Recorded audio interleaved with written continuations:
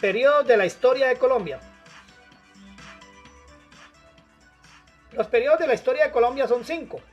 El periodo indígena, la conquista, la época colonial, la independencia y el periodo republicano. Estas 5 etapas comprenden toda la historia del país, desde la llegada de los primeros pobladores hace unos 20.000 años hasta la actualidad. La división realizada por los expertos permite estudiar toda la historia colombiana de una manera más metódica. Cada etapa termina con algún acontecimiento importante que marca un punto de inflexión, pero sin el que no sería posible entender los hechos posteriores. Un ejemplo es la llegada de los españoles, que cierra el periodo indígena y da comienzo al de la conquista.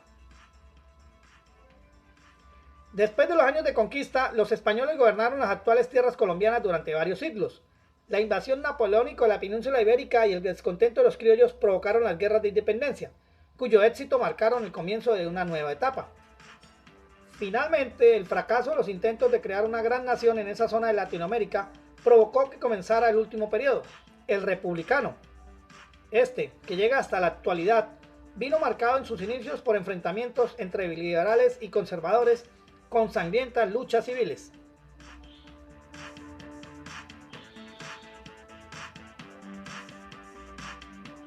Veamos los periodos de la historia de Colombia. Periodo indígena.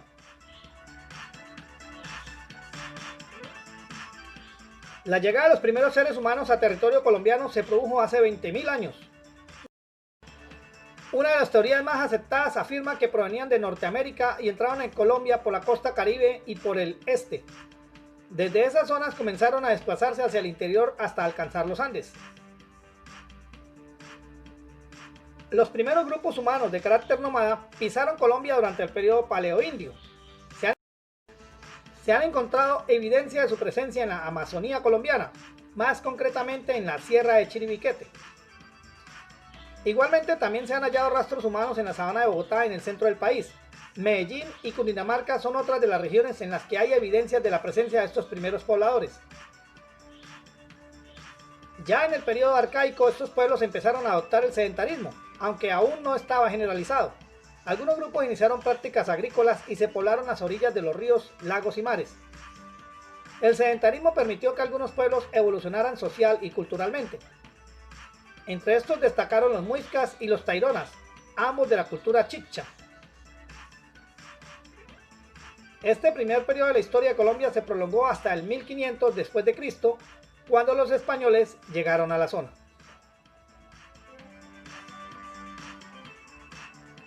Periodo de la conquista.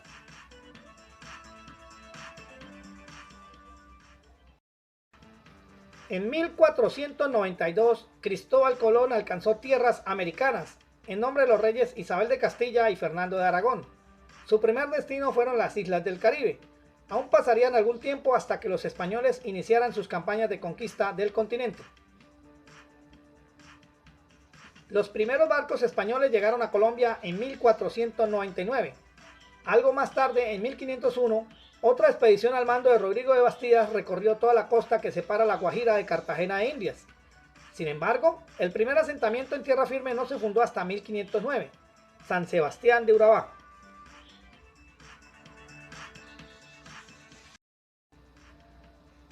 Ese primer asentamiento fue abandonado poco tiempo después. La población se trasladó al Golfo de Urabá, donde los españoles fundaron Santa María la Antigua del Darién, que se convertiría en la capital de la primera gobernación española. La conquista española, que se prolongó durante 50 años, supuso que los indígenas fueran desalojados de sus tierras, además de una enorme pérdida de vidas. Así, Gonzalo Jiménez de Quesada derrotó a los chichas y se hizo con el control de su territorio. Este explorador fundó Santa Fe de Bogotá y bautizó la región como Nuevo Reino de Granada. Sin embargo, en 1548, la corona española creó la Real Audiencia de Santa Fe de Bogotá, como parte del territorio del Virreinato del Perú.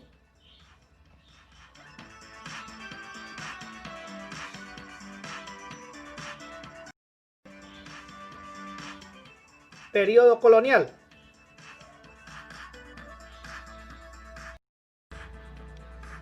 Al comienzo de este periodo, el territorio de lo que después sería Colombia estaba compuesto por las gobernaciones de Cartagena y Santa Marta. dentro de la Real Audiencia de Santo Domingo y de la de Popayán, bajo el control del Virreinato del Perú. Ese año la Real Audiencia de Santa Fe, Bogotá, asumió la jurisdicción de esas gobernaciones y comenzó a extender su territorio con la anexión de otras provincias. Mientras, la venta de terrenos por parte de la corona española a los gobernantes y conquistadores provocó la creación de enormes haciendas. Las minas también pasaron a manos privadas y para paliar la falta de mano de obra comenzaron a llegar esclavos desde África. Además, también aumentó el número de colonos llegados desde España.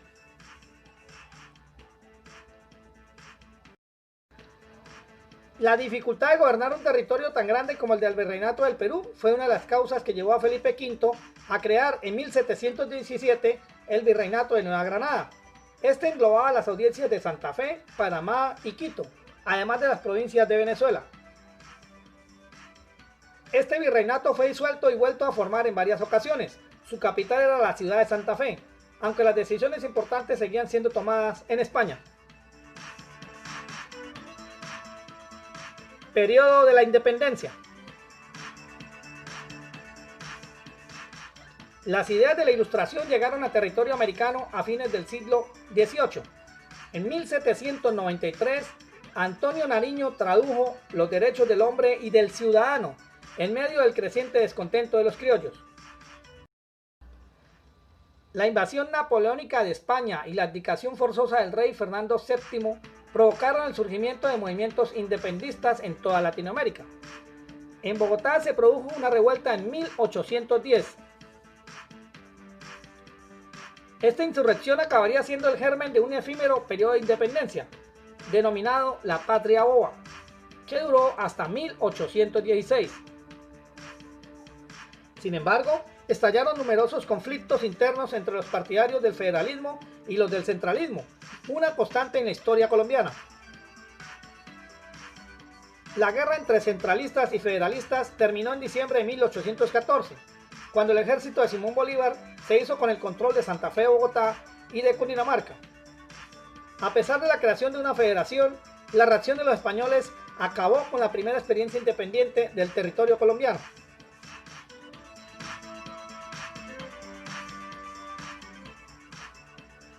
Bolívar continuó luchando para lograr la independencia de los territorios coloniales. Tras derrotar a los españoles en la batalla de Boyacá en 1819, tuvo el camino libre para conquistar Santa Fe. El Libertador entró en la capital el 10 de agosto de 1819. 9 días más tarde proclamó la independencia.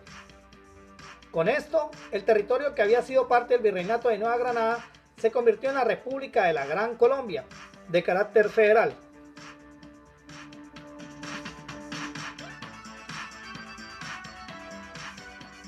Periodo republicano.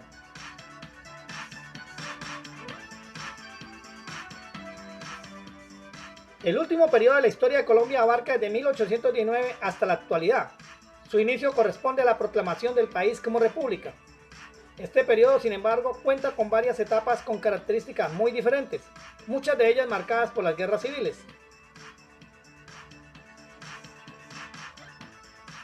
Las bases de la creación de la Gran Colombia fueron promulgadas en el Congreso de Angostura, celebrado el 15 de febrero de 1519. No obstante, su fundación real no llegó hasta diciembre de ese año. El territorio inicial de la Gran Colombia englobaba los departamentos de Quito, Venezuela y la antigua Nueva Granada. En esos momentos, su creación fue el primer paso del proyecto de Bolívar de crear un único país compuesto por los antiguos territorios coloniales. El primer presidente de la Gran Colombia fue el propio Bolívar. Sin embargo, pronto emprendió una nueva campaña militar y dejó en su lugar a Francisco de Paula Santander. Los enfrentamientos internos obligaron a Bolívar a regresar. Para tratar de solucionar los problemas instauró una dictadura, lo que aún empeoró la situación.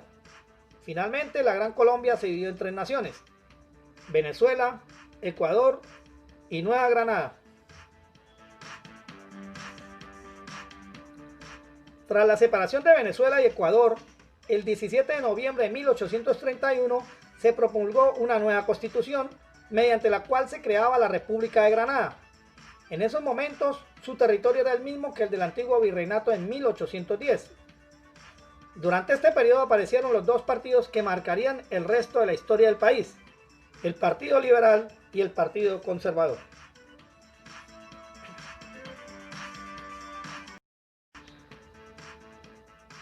A partir de ese momento, Colombia sufrió frecuentes enfrentamientos entre los partidarios de sus dos partidos políticos principales. Tras finalizar una de esas guerras civiles en 1863, el país volvió a cambiar su denominación. La victoria de los liberales federalistas provocó un cambio constitucional y la adopción del nombre Estados Unidos de Colombia. La Constitución de Río Negro también incluía la libertad de empresa, de enseñanza y de culto. La organización federal tampoco funcionó demasiado bien, ya que los estados buscaban cada vez más competencias. Además, la economía entró en crisis. Esto provocó la reacción de los conservadores, quienes en 1886 eliminaron el federalismo y devolvieron a la religión católica su carácter oficial. El nuevo estado centralizado volvió a la organización territorial basada en departamentos. La centralización política y administrativa era casi total y las provincias estaban sometidas a Bogotá. Como en otras ocasiones, este cambio no trajo estabilidad al país. Una nueva guerra, la de los 1000 días, comenzó a principios del siglo XX. Los liberales se hicieron con la victoria, pero el país quedó destrozado por los años de conflicto. Además, Panamá, hasta entonces un departamento colombiano, aprovechó para declarar su independencia con apoyo estadounidense. Poco después, el general Rafael Reyes, conservador, asumió la presidencia. En un primer momento, sus medidas fueron de carácter progresista e incluyó a liberales en su gobierno, pero después comenzó a caer en el autoritarismo. Tras el abandono obligado de Reyes, los conservadores gozaron de una etapa de hegemonía política que se prolongó hasta 1930 y se caracterizó por una gran represión hacia los simpatizantes liberales. El regreso de los liberales al gobierno en 1930 no fue sencillo. Aparte de tener que afrontar una guerra con Perú, el partido sufrió numerosos enfrentamientos internos. Algunos de sus miembros apostaban por realizar reformas profundas en el país, mientras que otros eran más moderados. La figura más popular entre los liberales era Jorge Eliezer Gaitán. Sin embargo, otros sectores del partido prefirieron presentar sus propios candidatos a las elecciones, lo que causó que la victoria fuera para el conservador Ospina Pérez. A pesar de eso, el liderazgo popular de Gaitán era indudable y nadie dudaba que se convertiría en el nuevo presidente. Solo su asesinato, cometido el 9 de abril de 1948, truncó su carrera política. El pueblo salió a la calle a protestar con violencia, en una revuelta conocida como el Bogotazo. La inestabilidad política que siguió a esta revuelta alcanzó a todo el país y provocó el comienzo del periodo denominado la violencia. La lucha bipartidista volvió a asolar el país. Ni siquiera el intento de un gobierno de coalición pudo parar los enfrentamientos. Finalmente, un golpe de estado liderado por Rojas Pinilla en 1953 puso fin a esta etapa. El gobierno de Rojas Pinilla se caracterizó por la fuerte represión a cualquier opositor. Igualmente eliminó la libertad de prensa y de expresión. Los dos partidos principales se unieron para acabar con su régimen. El apoyo del ejército fue fundamental para que tuvieran éxito. Tras la experiencia anterior, conservadores y liberales llegaron a un acuerdo inédito en la historia colombiana. Mediante el denominado Frente Nacional, los dos partidos acordaron alternarse en el poder cada 4 años, así como repartirse los puestos más importantes. El Frente Nacional funcionó con normalidad hasta 1970, cuando Rojas Pinilla, que había regresado a la política, perdió las elecciones ante el conservador Misael Pastrana en medio de denuncias de fraude.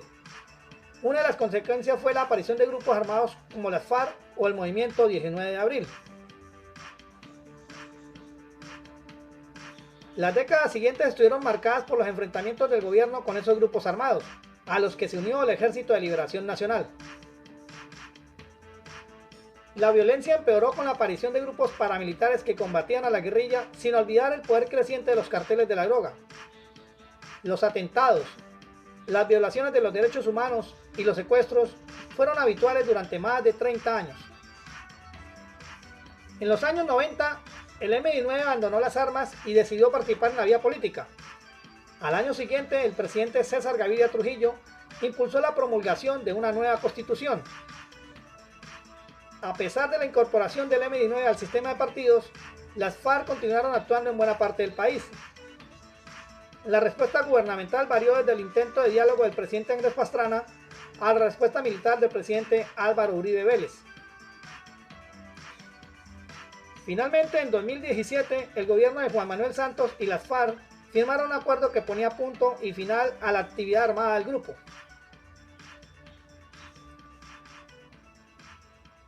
A día de hoy nos gobierna el doctor Iván Duque Márquez,